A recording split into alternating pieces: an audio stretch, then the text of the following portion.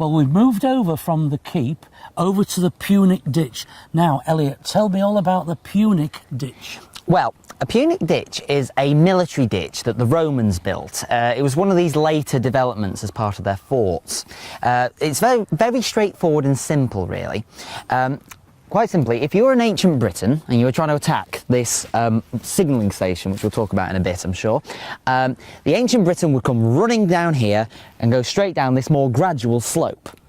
In the bottom of the ditch, you would have had a slot that the Romans had dug, a rectangular slot, which would have trapped their feet in it. That means they can't climb out the other side as well, which means that the Romans inside the structure could easily stab them with their spears and stop them from getting in. It's a very clever design. It looks steeper on this side than it does on the other side. Indeed it is.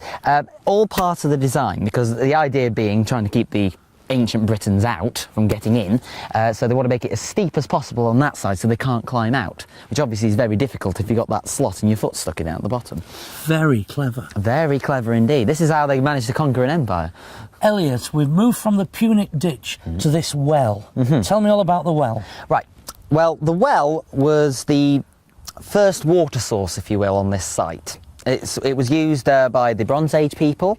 It's supposedly Bronze Age in date in itself, and the Romans then ended up using it, but its more significance for this well came when this part of the site, this signalling station, became a chapel in 1000 AD. It was one of the major draws, really, because the water here supposedly had magical healing qualities. Ah. Indeed, which I think is quite convenient. Scarborough. Yeah. Water, yeah. Indeed, indeed. It's probably the origins of Scarborough Spa Town in itself. It comes from this well. Now, when you look down this well now, you'll notice that it doesn't look particularly deep, in fact. We think it would have gone down a lot further than that, and it's believed in the 1920s when they were excavating this part of the site, they used a lot of the backfill from what they dug up and just put it straight down there. So when they were excavating the sites, what did they find?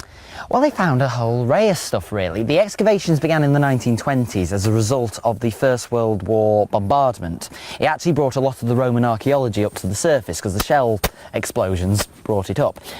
So you actually got a lot of Bronze Age some Bronze Age pottery in this area, but mostly it was Roman pottery, which is domesticated stuff. So you had some amphora, which had some oil in it, mortaria, which was used for grinding up food, and a lot of local ware like Cranbrook ware and Huntcliffe ware, which obviously isn't too far away from where we are now. So very local items.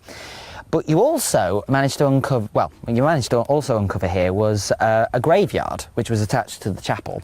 But you also found bodies dating from the Bronze Age, Iron Age and Roman period as well. So these finds, these grave finds, indicate that this part of the site had a very significant and religious function even before it became a chapel in 1000 AD. So let's move on to St Mary's Chapel. Indeed.